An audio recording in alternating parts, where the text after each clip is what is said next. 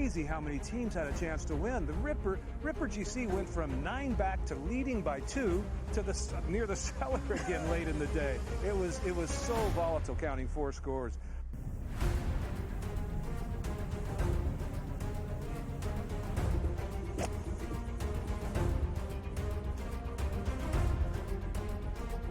It was pretty nuts, but you know, the cliques have been cellar dwellers for basically 2.5 seasons, and they come out victorious today. That's awesome. Be the summer of the cliques, definitely. So, like I said, there's definitely more to come from us. It was a magnificent ball striking performance. Yeah, you know, I got to speak to someone in his camp before he teed off this morning, and they said to me that he is finally feeling extremely comfortable out here. He's not thinking about any swing thought. He's going out there, he's swinging so freely, and it certainly showed today. The way he drove the ball, the way he hit his irons, and even in his putting as well. Yeah, and lives in Texas, went to school in Texas. His tour win on the PGA Tour was here in Houston, which is Texas, and now his first live win, Texas. Honestly, it was just a matter of playing solid coming down the stretch. I think there was a switch there on 15 that I made birdie, he made bogey, and I just knew that I had to power in pretty much, and it was mine. The 18 I made bogeys, but it worked.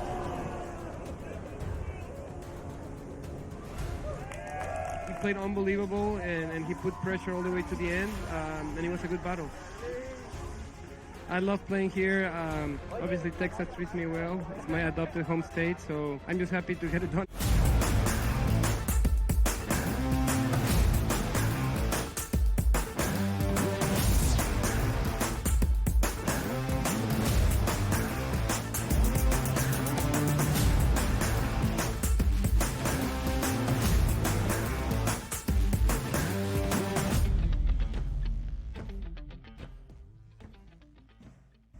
Welcome to hour number 2, live right here on the first day of this new week. It's a Monday on the early line on SportsGrid. He is Donnie Rightside. I am Ben Stevens. We still recap and review the weekend before setting the stage for this new week. That will include at least 2 more games in our championship sets, both on the hardwood in the NBA, with game number 5 back in Boston tonight inside TD Garden. A full preview of that in the final half an hour of this second hour with our coach James Young, JY, and of course game number 5 in the Stanley Cup final tomorrow night back in Sunrise in Florida. But DRS, we start by looking back on the weekend and a major championship at stake on a Sunday at Pinehurst number 2 at the 2024 United States Open. And what a final round it was. Fantastic final round. I was really excited to watch this on Sunday, knowing the capabilities of, I was cheering in my ticket on a top 20 price for Bryson DeChambeau, which it turns out you should have just made it 10-1, 5-1, or heck, just threw him in to win at that point here. But the FanDuel Sportsbook did offer a boost, which was, I believe, 25% midway through that round, which I did also take on Bryson DeChambeau. So I was cheering that as well. The one thing that we do know, it's always great because the U.S. Open typically ends on Sunday, which is Father's Day. So a lot of meaning, a lot of families getting together. Whether you play golf with your father on Father's Day, which I did for such a long time, or whether you're just sitting around there having a barbecue, eating out of the family over, the U.S. Open is always on TV. And sometimes all you can ask for is just give me an exciting finish with 2 superstars here. The one thing I do believe we were robbed out of a little bit, and this is the way golf rules are, like that final grouping, if it was DeChambeau and Rory McIlroy going toe-to-toe, side-by-side, would have been awesome to watch. But the one thing we also have to understand is how much pressure that these guys are under. Yes, they're professional athletes. Yes, they played hundreds of tournaments. But when you get the back 9 on Sunday in a major championship to see how that pressure ratchets up, where you know you got to hit a perfect shot. Oh, all I have to do is hit the fairway on this hole when these guys were struggling to do that down the stretch. A 3.5 or 4 foot, how about that? 4-foot putt. Let's try that one again here. My goodness. Like, it's so hard to do that on a Sunday. And Rory McIlroy, he had this, a 2-shot lead late in this tournament and gave it away. Why? Because of a 55-yard up and down out of a bunker with the Open on the line. Bryson DeChambeau was able to cash that in. That was awesome to watch on Sunday. What a great golf tournament. Listen, if it's hard to say 4-foot putt, maybe it's hard to make 2 4-foot putts down the stretch in your final 3 holes trying to close out and win your first major in a decade. We will talk about Rory's collapse, but Bryson's triumph for the second time in the last 5 years. A U.S. Open champion in our nation's national championship. Victorious in 2020 at Winged Foot and here in 2024 at Pinehurst number 2. Donnie, there are moments for major championships especially that when we see highlight reels from decades ago, we look back on that signature shot, that signature putt, whatever it was. The 55-yard bunker shot on hole number 18, his 72nd and final at Pinehurst number 2, will be remembered forever. Bryson needed to get up and down to save par and win a U.S. Open at 6 under for the tournament, and that's exactly what he did. Bryson DeChambeau, a multiple-time major winner, a multiple-time champion at the U.S. Open, and shout out to our guys in the back. DeChambeau is very good for Bryson DeChambeau. 20-1 to win this tournament before we got underway on Thursday. That was one of the 10 best prices. Donnie had him in the top 20. I bet him yesterday with that 25% profit boost at minus 125 to make it even money plus 100. So a good Sunday for me as well. No, certainly great. And by the way, like amateur golfers out here, a lot of amateur golfers are afraid just to get into the sand trap there. We all that usually fans out. By the green, obviously a little bit easier. Sometimes you're in a fairway bunker. I don't know, $170 out from the green. You just take that 7-8 iron here and just try to blast it up there. The 55-yard shot, if anybody's played golf before, that's probably the most tricky thing you could do because the problem is you're so used to hitting by greenside bunkers that you get the feel like, okay, I just got to lift this bad boy up 10 yards and we'll see where it goes. Or if you're way back, it's like, well, let me just swing hard and hopefully I get a good clean shot at this golf ball and I get around the green. But 55 yards out, you got to measure that perfectly. You skull that thing, it's going over that green. You hit it short or have way too much spin on that, you roll it right off the green. That was an unbelievable shot in that aspect. Forget about just the pressure of the moment. Just that type of golf shot is not really in a lot of golfers' repertoires because you don't see it all that much on a golf course. Hey, I got 60, 55 yards in a bunker to get up and down. He did that absolutely beautifully. Now, if there's any crux to an argument that I get upset with on the final day of a major is Matthew Pavone, fantastic, in the final grouping here, Ben. I don't understand this. And I guess, like, I was one of the first to Twitter to come with this. I've watched a lot of golf in the past, and sometimes there's etiquette that you must follow. It means get out of the way for a guy about to win a major championship and let him have his moment. Now, having said this, if Pavone was one shot back, I'd have no issue with it because you'd say, you know what? I'm going to put the pressure on this guy because I got to see what he does. If he misses it, I make it. We go to a playoff here. Pavone was multiple shots back here with like a 3-footer or 4-footer. It was like, you know what? I'm going to let Bryson putt this out. And the thing I knew right away, which I loved, was the feedback from the gallery as they started booing loudly when they saw what was taking place. And I don't want to say it was any more anticlimactic, but the last shot of the tournament is supposed to be from the champion in the final group here. Let him have his moment because you saw he was excited. He had a great finish there. Hugged his caddy and was like, hey, everybody, settle down, settle down. This guy has no chance to win a tournament once his putt here from 3 feet. I just thought that was disgraceful, the way to end that tournament. Even though a great day by DeChambeau, we all enjoyed it. Let him have his moment, man. Terrible. Oftentimes, that is what happens. When there is a large gallery, they will change order so that you can finish and clear the stage for what will be the championship-winning putt, or even, if Bryson missed it, to declare a playoff at the United States Open. Matthew Pavone finished in 5th at 3 under par. So it was a wild final round. It was one of the best final rounds of a major championship that we have seen in golf in some time. Bryson DeChambeau was a minus money favorite before the final round Sunday at Pinehurst yesterday because he had a 3-shot lead in front of Rory McIlroy. But McIlroy caught fire. Hole number 9, a birdie. Then he starts out his first 4 holes on the back, birdieing 3 of 4. That's 4 birds in a 5-hole stretch to take a 2-shot lead by the time Bryson got to hole number 13 in that final pairing. And yet it flipped completely because Rory bogeyed 3 of his final 4 holes in 2 4-foot putts that will be remembered for a very long time. Missing 1 inside 3 feet on hole number 16, missing 1 inside 4 feet on hole number 18. Rory entered the 16th hole at the United States Open yesterday, his 70th of the tournament, being a perfect 496 of 496 from inside 3 feet this season on the PGA Tour, to only miss 2 on his final 3 holes. Rory McIlroy, who was looking to win his first major title in a decade, last victorious as one of the best golfers in the world at the 2014 PGA Championship, has come oh so close in the last 10 years. 7 top 10 finishes in the last decade at the United States Open. He is the first golfer. Some great stats yesterday by Justin Ray, who works for The Athletic, to put things in a historical context. Rory McIlroy is the first golfer in U.S. Open history to finish solo second, losing by just a single shot in back-to-back years at the U.S. Open ever. And that's what happened once again to Rory McIlroy yesterday at Pinehurst. And by the way, he opened up that 2-shot lead, but I got to give a lot of credit here to Bryson DeChambeau. If you remember, he was stepping up to that short par 4, which means, you know what? I'm going to bring my driver out, which I've been struggling with. He pulls that left or right. He never gets a chance to birdie that hole, drives the green 2 putts, just misses an eagle to get him right back into it. And also, dig number 2 here. Hey, Rory, it's okay you lost. Show up, talk to the media, put that mic in front of your face, and then move on at this point. The fact that he ducked the media interview at the end of it, come on now, man. Be better than that. Soft. Peeled out of the parking lot before Bryson even signed his final scorecard. We'll have a little bit more from the U.S. Open and into the WNBA from the weekend that was up next.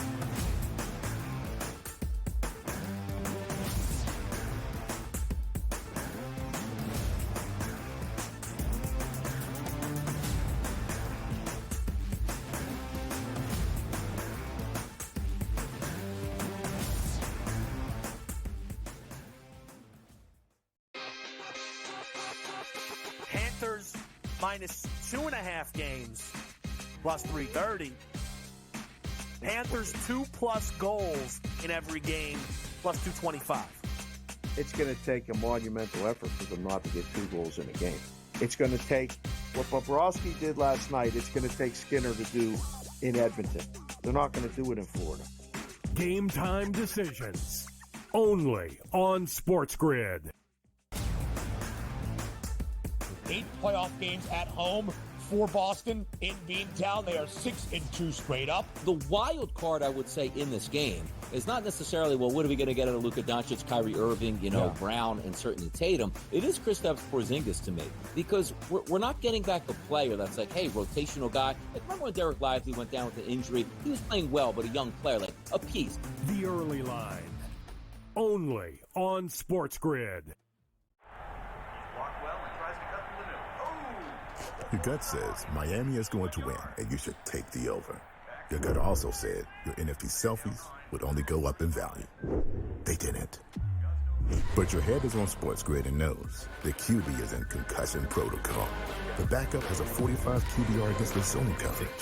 The New York D has the most sacks in the league. So yeah, trust your head. It's smarter to be on SportsGrid. Garrett Cole's getting ready to come back too. I guess this, look, they've played great without him, but you're not going to say to Garrett Cole, look, don't come back. I mean, it's a ridiculous conversation to have. They're not going to take any unnecessary chances. And look, they're at the point where they have a lead. They certainly are going to make the playoffs, I would say, barring some sort of complete collapse. And that's all it takes. Newswire, only on SportsGrid.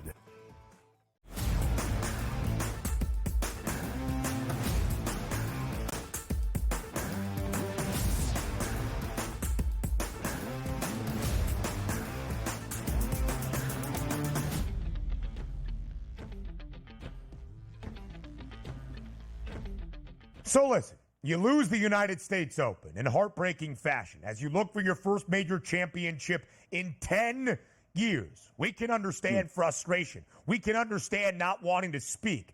But peeling out of the parking lot in your private car just to get out of there before the championship is even done? Come on, man. Rory McIlroy. It's going to be remembered. It will be a lasting image from the 2024 United States Open, just like Bryson DeChambeau's 55-yard bunker shot on hole number 18. Not only the 2 missed 4-foot putts in the final 3 holes out of Rory that coughed up the championship or an opportunity to win his first major for the first time in a decade. But again, him speeding away in the parking lot to get out of there as quickly as possible and denying any media request. I think we can understand frustration, Donnie, because it's just a guy in the heat of competition trying to win a major.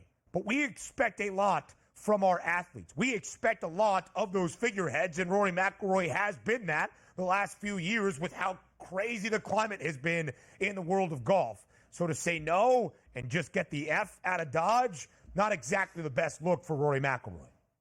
No, it certainly wasn't. And also, like, we love big-time winners. Like, you win a championship, we want to hear from you. You get the stage. Sometimes it's emotional. It's a great watch. We also love the losers who said, you know what? I just can't believe I folded down the stretch. Let me face the music here. You sort of get a new light there. And granted, it's not going to lose any endorsements. It's not going to lose any fans over this. But you would have liked to heard that perspective because he would have told you how devastated he was. I got to get better. And he's going to congratulate Bryson DeChambeau and all that stuff because we love to hear, like, again, what was he going to answer? Well, what went through your mind when you missed that putt? Yeah, it was terrible. I missed the putt. But sometimes just like it in their own words to move forward. And also, as we know, how big a tournament this was to Rory. Because, again, you're up 2 shots there with 4 or 5 shots through 5 holes to play. That should be your tournament, or at least get you into extras at this point, which he wasn't able to do. Just a tough look all the way out. Or maybe it just was, now hold on. I lost to a guy that probably got $300 million to go to live golf. He barely has to play golf, and he's so refreshed and ready that I'm watching him in the majors this year be like tied 6, 2, and 1 here. Maybe I should have took the $300 to $400 to $500 million, and I would have been happy. So maybe he's angry at that, Ben. You never know. Or else maybe more paperwork to file in his personal life. You never know. Never know. Oh, hey, you do never know. It did seem as though Rory's wife had filed for divorce ahead of the PGA Championship this week leading up to the U.S. Open. The divorce had been called off between Rory McIlroy and his personal partnership. We also did see a ton of theatrics yesterday in the final round, even without world number 1 Scottie Scheffler in the mix. He finishes 8 over in a tie for 41st. Not something we have often said for Scottie in the most significant of stages this year. Tiger Woods missing out on the cut, finishing 7 over in his opening 2 rounds. Now we transition to the WNBA. Donnie made the point leading up to the final round yesterday at Pinehurst. We had a great game in the W and a personal rivalry between Caitlin Clark and Angel Reese that dates back to their time in college hoops. Now in the WNBA between the Indiana Fever and the Chicago Sky. 2 matchups between the Sky and Fever this year, both in Indianapolis, and both go to the home team. The Fever victorious 91-83, out-dueling the Sky down the stretch, winning and covering as a 2.5-point home favorite. Donnie, Indiana struggled to start this year. There is no doubt. There have been calls for Christy Sides, the head coach of the Fever, to be better for this organization that has supreme talent, Caitlin Clark and Aaliyah Boston. But Indiana's won 4 of its last 6 after a grueling start to this season. Their first time this year, the Fever, with the win yesterday over Chicago, winning back-to-back games this season. Yeah, no, that's a good start for them. And also, you know what's important about this? Because, and maybe rightfully so, some people not watching the WNBA, oh my goodness, you had the number 1 pick last year, Leah Boston. They give the number 1 pick this year with Caitlin Clark. This team should be markedly better, which I don't know if that meant we have to be winning, we have to be in the top 4 in the NBA standings, or maybe at the front of the line. But the one thing I do know is coaches can lose teams quickly here, specifically on that big stage, because if you are the Fever, of course, as an organization, you love the back-to-back number 1 picks. As a coach, you love it as well. But you know what comes with that? An unbelievable amount of pressure right out of the gate. And you saw them crumble just a few games ago where they got hammered, they got their guys benched, and she's basically saying, look, I can't play these guys knowing that they're not giving their full effort. That's why I had to shut them down. Right away, like, oh, no. This team doesn't believe in the coach. They're not playing for him. And when you have a superstar like Caitlin Clark, who's going to consistently be on national TV, you know the ownership group of the Fever are paying attention to that as well. But after that meltdown, having a couple good performances, including picking up some wins, and now if the season ended today, Ben, the Fever would be in the playoffs. I love that. That's a sign of respect that this team is listening to the coaching staff. They are in the top 8 right now, despite being 5-10. Again, last year in the 12-team WNBA, 4 teams made the postseason with a winning record. 4 made it with a losing record. Indiana right now in spot number 8. Caitlin Clark, sensational yesterday, 23 points, 9 assists, 8 rebounds, a couple of huge plays on the defensive end as well. And Angel Reese and a rookie teammate, Camila Cardoso, sensational, both a double-double with at least 10 points and 10 boards. Historic in the number 1 overall pick 2 years ago, Aaliyah Boston, 19 points and 14 rebounds. She is starting to find her footing this year as well. That duo of Caitlin Clark and Aaliyah Boston, sensational for Indiana in this last week. And there will be a ton of conversation, I assume, about the flagrant 1 foul Angel Reese committed on Caitlin Clark, going for the block, knocking Caitlin rather hard in her head. That Caitlin Clark herself said afterward was a basketball play. And it was. Move on. With so much discourse this season in the W outside of the actual basketball, in the play on the floor, focus on the great performance in a great game down the stretch yesterday in Indianapolis. In a great matchup as well on Saturday night. A matchup of the WNBA Finals. A rematch from a season ago where, unlike last year, the Liberty got the better of the Aces, 90-82 on Saturday night. New York has won 8 straight games. They have now won 12 this season. The Aces have dropped 4 of their last 5. Las Vegas is struggling without their true point guard, Chelsea Gray, in the lineup. Even 500 for the Aces, and even 500 for Vegas. That is almost unfathomable for this Las bad, Vegas it makes you cry. team. It does. It does sometimes. That's emotion. That's passion. More next.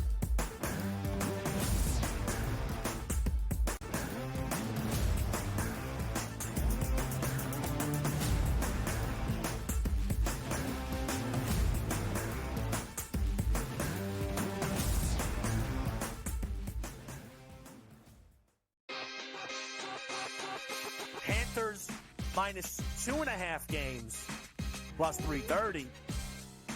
Panthers 2+ goals in every game, plus 225. It's going to take a monumental effort for them not to get 2 goals in a game.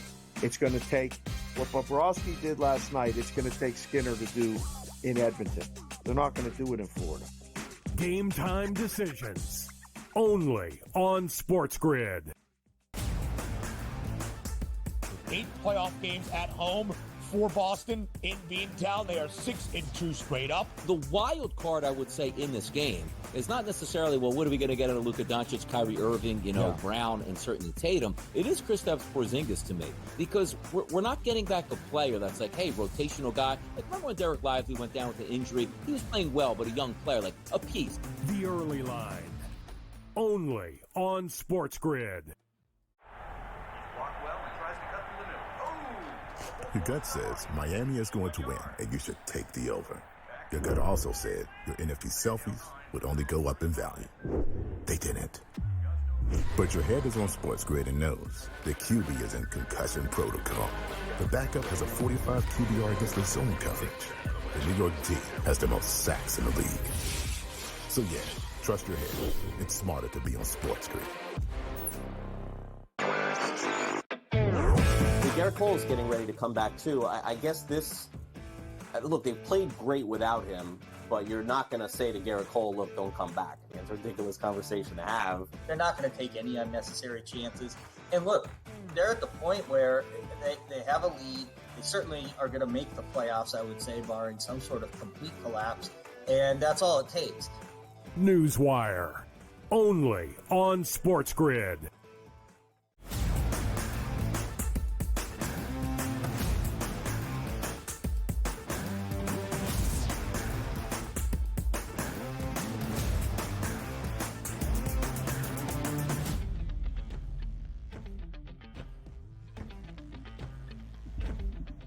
How exciting was your weekend out there, people? Hopefully it was grand. Father's Day was wonderful. The bets and everything was flowing, which include the cocktails and the cigars, which outside of the cocktails, definitely the cigars were flowing in the DRS household. But we got a lot of stuff to talk about. Sure, like the NHL, yes. The NBA, absolutely. But the College World Series, heating up in Omaha, Nebraska, starting out on Friday, Ben. How are the vibes in Omaha? But also, more importantly, how are you enjoying the College World Series so far?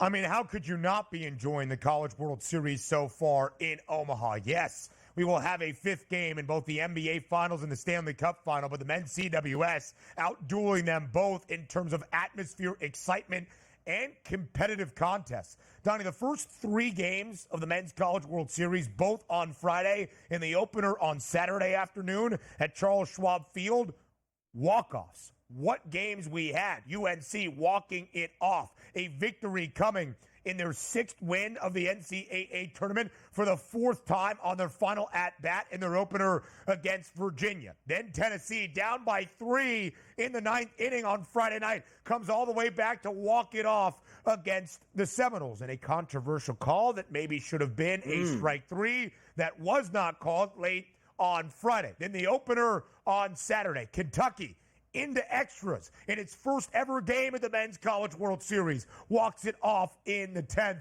And then the fourth and final game after some weather late on a Saturday night in the Big O. Jace Laviolette, the right fielder for Texas A&M, robs what would have been the 2-run go-ahead home run for the Florida Gators in the top of the ninth. All four of the first games in the opening round in this bracket play decided by just a single run. It has been sensational, and it carried over yesterday as well. It certainly has been. By the way, two questions here. The first one, let's get out of the way. Who is the gentleman for the Kentucky Wildcats with the blue stash? I mean, do we know who that guy is? Superstar? We got to find it out. Major leaguer? I mean, Mike, so, by the way, yeah, somebody behind the scenes here. You need a picture to be Nick put Lopez. up there. There's a guy, man. I mean, you want to talk swagged out? Like, granted, in high school, I wasn't going to grow out probably a mustache, but I can tell you, like, from a guy that liked to accessorize, making your mustache the same color as your uniform and cleats, that's pretty impressive at that point. So, fill me in on Kentucky right now. Saturday, picking up the victory 5-4. How are we feeling about Kentucky's chances here in the College World Series?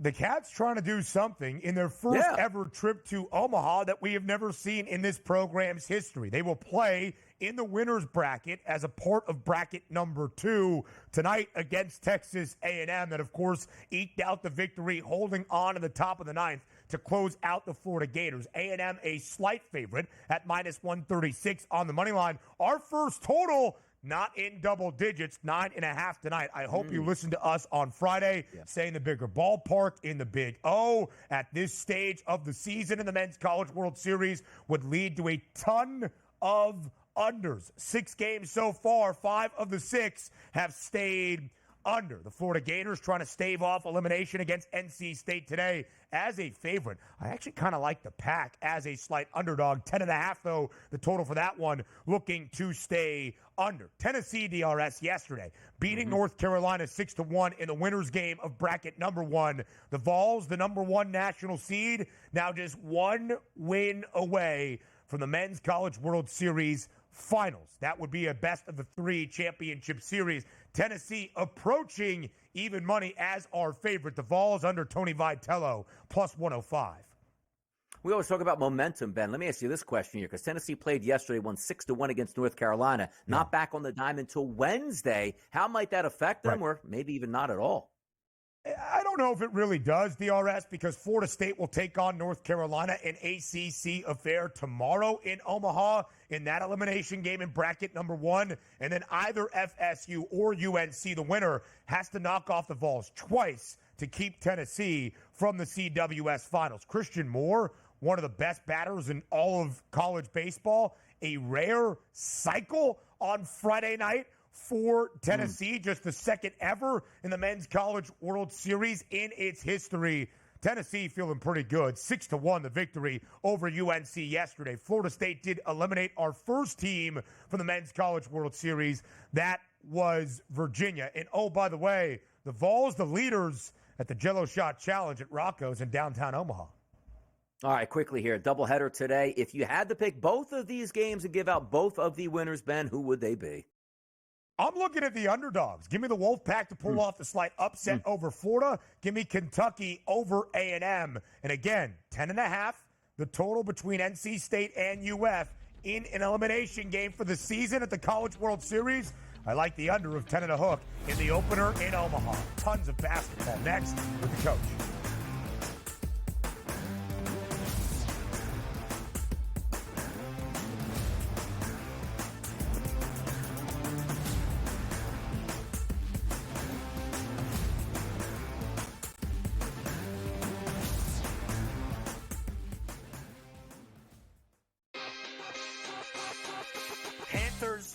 minus 2.5 games, plus 330. Panthers 2+ goals in every game, plus 225. It's going to take a monumental effort for them not to get 2 goals in a game. It's going to take what Bobrovsky did last night. It's going to take Skinner to do in Edmonton. They're not going to do it in Florida. Game time decisions. Only on SportsGrid.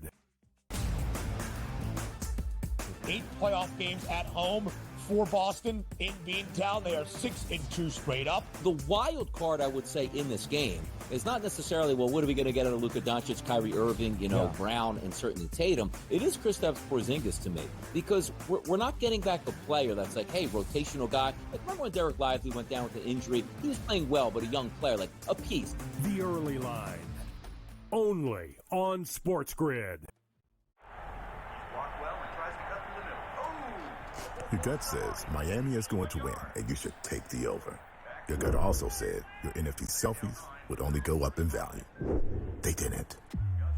But your head is on SportsGrid and knows the QB is in concussion protocol. The backup has a 45 QBR against the zone coverage. The New York D has the most sacks in the league. So yeah, trust your head. It's smarter to be on SportsGrid. Garrett Cole is getting ready to come back too. I guess look, they've played great without him, but you're not going to say to Garrett Cole, look, don't come back. I mean, it's a ridiculous conversation to have. They're not going to take any unnecessary chances. And look, they're at the point where they have a lead. They certainly are going to make the playoffs, I would say, barring some sort of complete collapse. And that's all it takes. Newswire. Only on SportsGrid.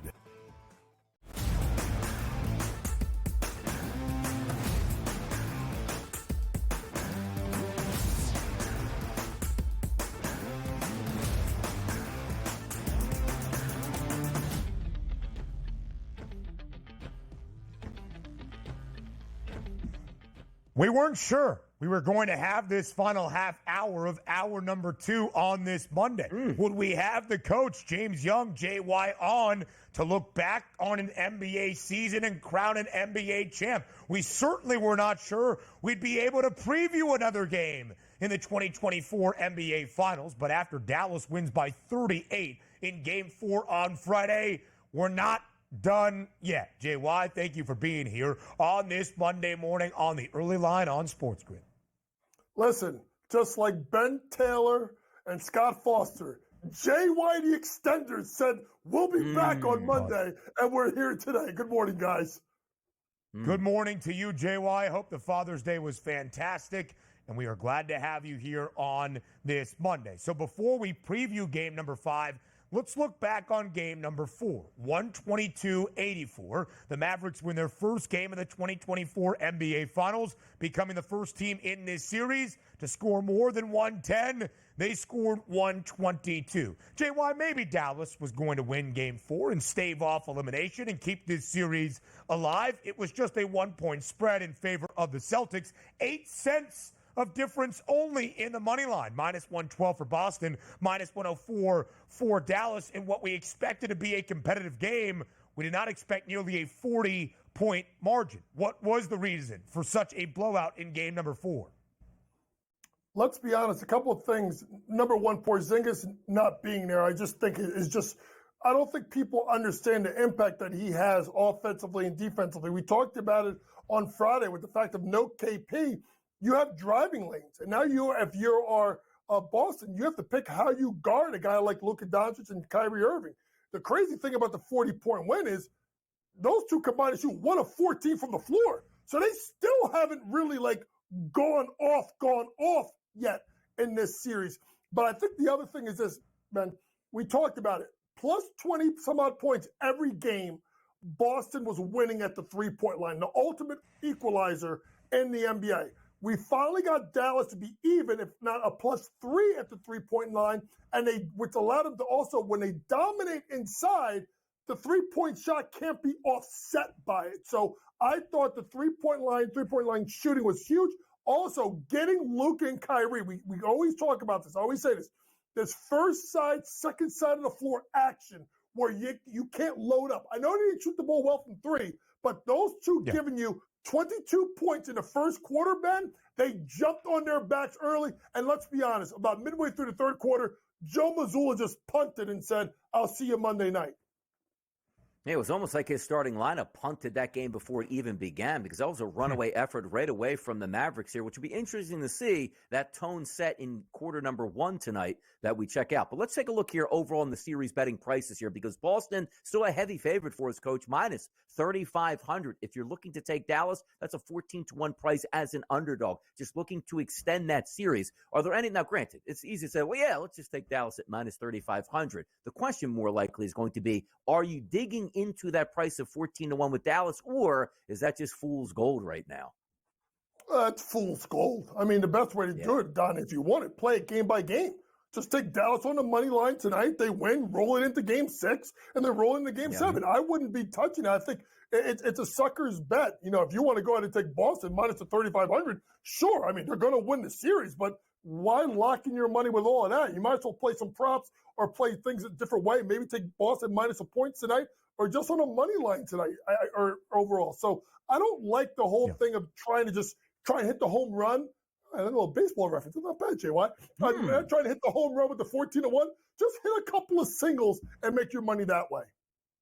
Pretty common expression to hit a home run, but still applaud you for doing so here. Yeah. Boston in 5 games in terms of the series odds is minus 270. It will be updated minus 260. That's the current money line entering game number 5 between the Celtics and the Mavericks tonight. And we'll dive deeper inside TD Garden tonight for this 5th game of the 2024 NBA Finals. But my question, JY, more about the series outlook overall.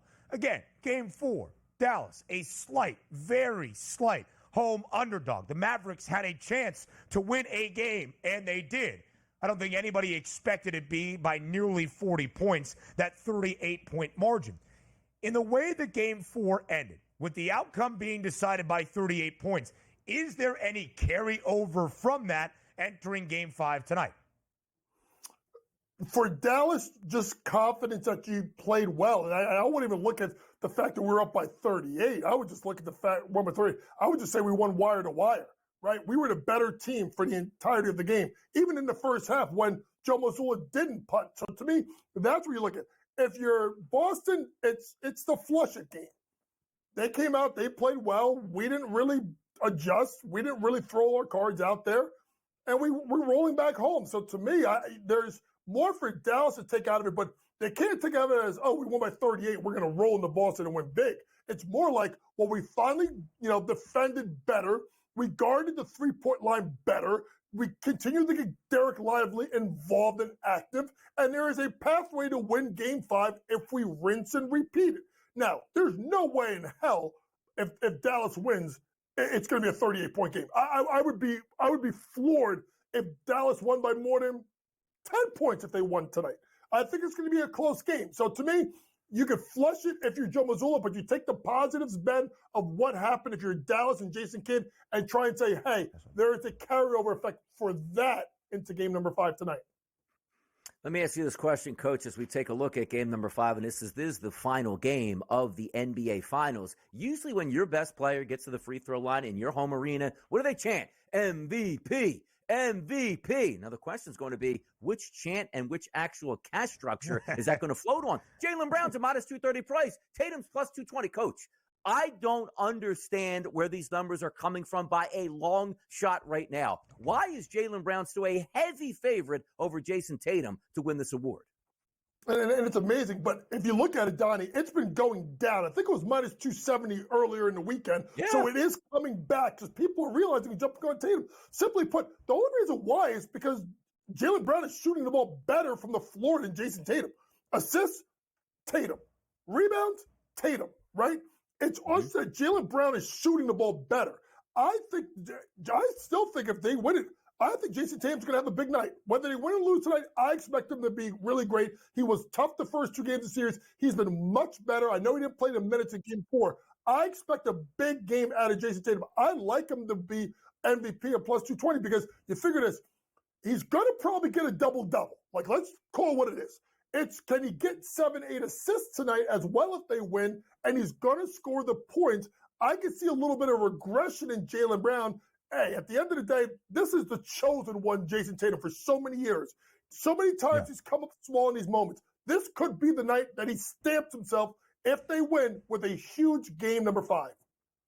And it is the narrative and storyline component of it all. Because Boston was blown out in game number 4, the silver lining, the redeeming quality was going back to TD Garden, trying to win the NBA Finals for championship number 18 in front of the Beantown faithful. And maybe because this core will have its success only to find in the hunt for a Larry O'Brien trophy, the crowning achievement being inside TD Garden in Boston, that can propel the legend of Jason Tatum. Plus 220, his number to win the NBA Finals MVP, minus 230 for Jaylen Brown. Third best price. It's the same exact number for Luka Doncic at 14-1 as it is for the Dallas Mavericks as a team to win an NBA championship at 14-1 as well. Those are the stakes entering game number 5 tonight. Boston 1 win away from championship number 18, the most ever in the history of the association. The Mavericks trying to win 2 straight games, enforce a game 6, which has not often happened in the 156 previous times in NBA playoff history. A team has held a 3-0 series lead in a best of 7. JY breaks down game number 5 tonight inside TD Garden. Up next.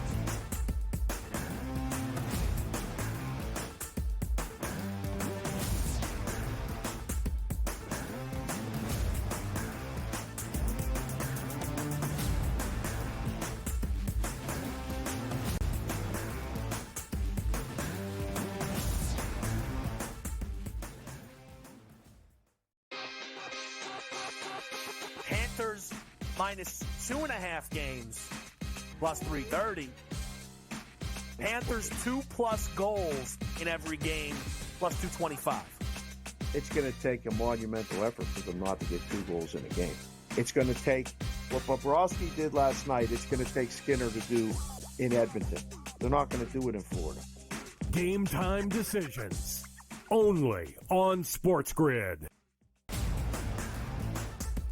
8 playoff games at home for Boston in Beantown. They are 6-2 straight up. The wild card, I would say, in this game is not necessarily, well, what are we going to get out of Luka Doncic, Kyrie Irving, Brown, and certainly Tatum. It is Kristaps Porzingis to me, because we're not getting back a player that's like, hey, rotational guy. Like, remember when Derek Lively went down with an injury? He was playing well, but a young player, like a piece. The early line.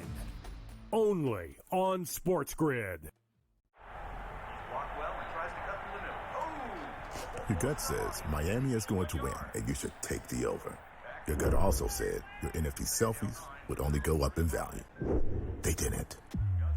But your head is on SportsGrid and knows the QB is in concussion protocol.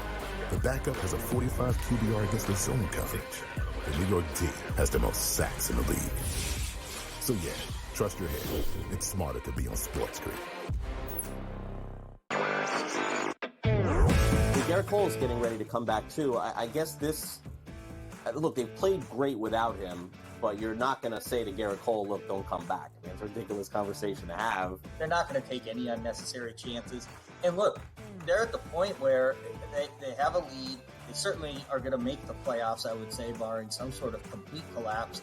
And that's all it takes. Newswire. Only on SportsGrid.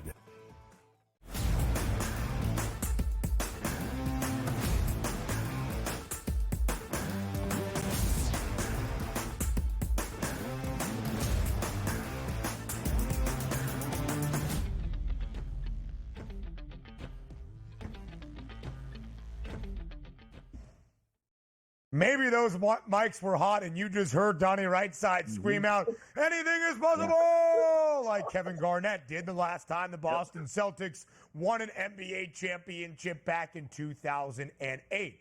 So what is possible tonight? Boston with a victory wins championship number 18. It's first in over 15 years, but it's 18th all time, the most ever in the history of the NBA. Or maybe it's possible the Dallas Mavericks win 2 straight games and force a game number 6 in the 2024 NBA Finals. JY, Boston back in Beantown, a 6.5-point favorite with the total working its way down for the first time this series under 210 to 209 and a hook. Let's approach this from Boston's perspective first, then we'll get to the Mavs. If you are the Celtics, who just got routed by 38 on Friday night, what's the number one thing the C's have to change? I just shoot the ball better. Let's be honest. It was their worst shooting performance of the series. They didn't shoot, I think, 36 or so%. So to me, it's just that. I just think weather the storm, because if I'm Jason Kidd, I'm coming out guns blazing, which we'll get into what I mean with that with Kyrie and Luka. But I'm looking at, if you remember on Friday, we talked about this. I was so big in first quarter points. I think we took Tatum, we talked about Luka, and we talked Kyrie. All three of them to go over the points prop. Right now, Jason Tatum's points prop in the first quarter is at 7.5 at plus 106 on FanDuel. I think you got to get this guy going early because of his ability to not only score guys, but also to facilitate. He's become not just a secondary ball handler, but the primary distributor. So if you put the ball in Jason Tatum's hands and let him create and get to the basket and score, you also could set up Jason Tatum to pass the ball out to other people. Squarely looking at it right now, Jason Tatum over 7.5 points in the first quarter tonight. He should be coming out firing. Taking a look at some of those other Celtics prop bets here, the points for the game. You got Jason Tatum, 27.5. You take a look at Jaylen Brown, 24.5. Derek White at 15.5. We understand the point of premise here is like, you know what? Home court, let's keep the crowd into it. Let's win this first quarter by 5 to 7 points. That should help go a long way. But are we looking at, again, those MVP markets, which we pointed out, the favorite there obviously is Brown. Are you saying tonight that it's more of a Tatum night for you or more of a Brown night for you when it's all said and done? I think it's a Tatum night. I really think this is a Jason Tatum night, and this is where legacies are born, right? And every time this guy stepped up in a big spot, he has not, I wouldn't say come through, but he's come up a little bit small. Let's be honest here. So I do like a big game out of Jason Tatum tonight, and that's why I like him to hit the double-double market. And obviously, if you want to go PRA, I think they're going to put the ball in his hands because he's shown it, guys, that if you do take him away, he's more than willing to kind of get other guys involved. So I think that becomes really important. Another sneaky thing to look at is Derek Lively's now minus 360 to lead the series in total rebounds. Tatum is down by 6. If I think Porzingis plays, which we don't, but just to put it out there, right. Tatum at 6-1 could be worthy. If Lively gets into foul trouble, you're going to get at least 10 rebounds out of Jason Tatum tonight. Maybe you get 12. That's a sneaky good bet at Jason Tatum at 6-1 to lead the series in total rebounds. Certainly worth a sprinkle to feel at this point of the NBA Finals that there's plus money options on Jason Tatum and what might be the final game of these finals is a very interesting component. Just compare the props as you look at the NBA Finals MVP odds. Jason Tatum has a higher points prop, rebounding prop, assist prop, and three-point prop than Jaylen Brown, and yet is the underdog to win the NBA Finals MVP award. That makes 0 sense to me. So that's the Boston component of this all JY. Now to the Dallas perspective. We asked you, how does Dallas carry over the success of winning by nearly 40 in Game 4 to tonight? Will it be another blowout? More than likely, no. But you take the positives and what you did well to win your first game into Boston tonight, where it has not been great for the Mavs. They got blown out by nearly 20 in Game 1. They lost in Game number 2 as well. What's the main thing Dallas has to change from the opening 2 games in Beantown to Game number 5 tonight inside TD Garden? Kyrie's just got to be a lot better than what he's been in Boston. I mean, the guy's 0-12 since he stomped the Leprechaun at half court. Hopefully, he probably should burn some sage around the Leprechaun and do kumbaya and whatever kind of peace offering he needs, because that Leprechaun is all up in his head where he's in Boston. But interesting enough, it was 4.5 first quarter points in Game 3. Smashed it. They moved it up to 5.5 plus money. Smashed it. Now it's back down to over 4.5 points at minus 138. Simply put, if Dallas is going to win, or let's be honest, man, stay competitive, Kyrie Irving must come out aggressive, looking for his shot. Over 4.5 points at minus 138. I would go run to that. That's 5 points. It's a 3 and a 2. He can get that pretty easily, along with Luka Doncic. If you look at the fact that his is at over 9.5 at minus 132. So those two, they're basically saying 13, 14 points. Well, they gave you 22 in game number 4, and they're going to take the bulk of the shots. But also, folks, the first quarter is a good time to get props early in and out of the way because of the fact that the substitution patterns should be normal, meaning Luka and Kyrie should play anywhere between 10 to all 12 minutes of the first quarter, especially if that game is close. I like them both to go over their points prop tonight. How about the NBA Finals Series correct score odds here? Obviously 4-1. That will be a Celtics win at a minus 270 price. 4-2 also would be a Celtics win at a plus 550 price. 4-3 for the Celtics is 7-1. 4-3 for the Mavericks is 14-1. In your estimation, is the series done tonight, or is there be some money to be made if we can get to a 6 or a 7, Coach? Donnie, this may be my only crazy wild take of the day. I'm sticking to it. Dallas wins tonight. This is going 6. I just think maybe the Juju Beans, the Kyrie Irving, there's something in there in the air. I don't know what I'm smelling, but it must smell good because I smell Dallas in an upset tonight, and we're going to come back. Maybe it's because I want to come back and do a couple of more shows with you guys before the NBA draft to talk to NBA Finals. Listen, we need a guy to break down the NBA draft. We need your take on the WNBA as well that we'll get to in just a moment. Dallas entering this series was 6-1 straight up and against the spread as a dog throughout the playoffs, but they have not covered as an underdog just yet. Around the W next.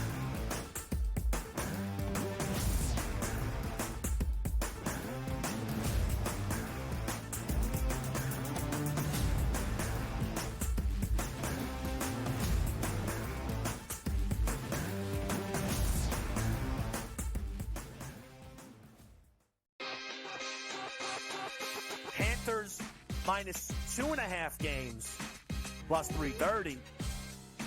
Panthers 2+ goals in every game, plus 225.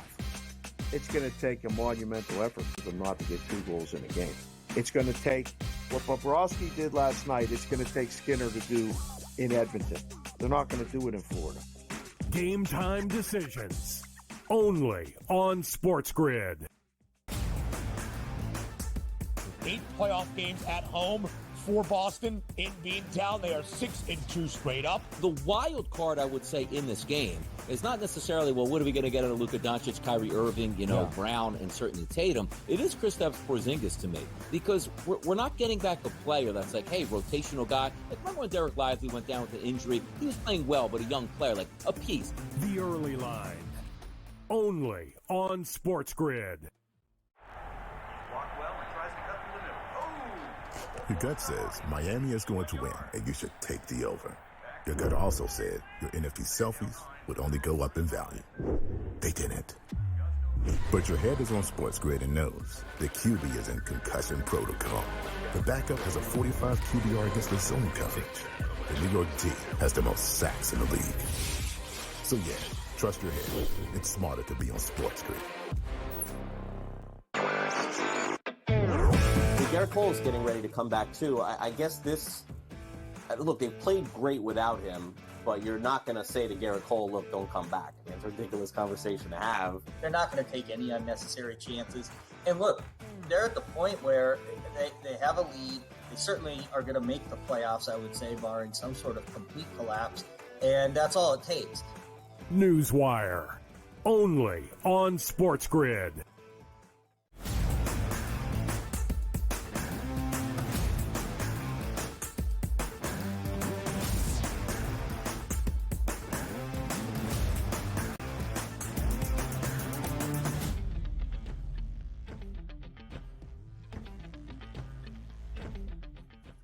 A triple header of action in the WNBA on a Sunday and a marquee matchup, a WNBA Finals rematch on a Saturday night. What a weekend it was in the W. Our coach, JY, James Young, joins us to break it all down here. We start yesterday in Indianapolis. The Fever, for the first time this year, win 2 consecutive games back-to-back. 91-83, the victory for Indiana at home yesterday over Chicago. The Fever cover as a 2.5-point home favorite behind a sensational game from both Caitlin Clark and Aaliyah Boston. JY, 2 straight wins for Indiana, 4 wins in their last 6 games overall. What have the Fever figured out?